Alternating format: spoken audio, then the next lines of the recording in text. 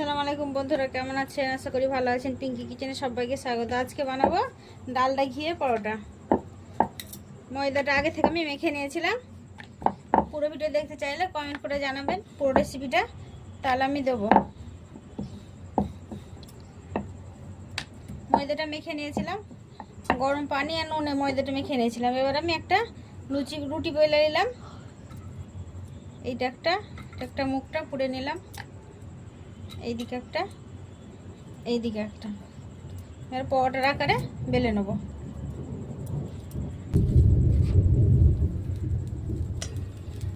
এবার আমি ডালটা ঘিটা দিয়ে দেবো।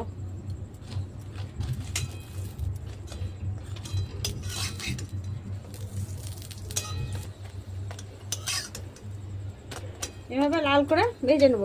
যদি পুরো রেসিপিটা দেখতে চান তাহলে কমেন্ট করে জানাবেন, আমি পুরো রেসিপিটা বড় ভিডিওই দিয়ে দেবো। দেখেন লাল লাল করে ভাজা গেছে, উঠিয়ে নেব।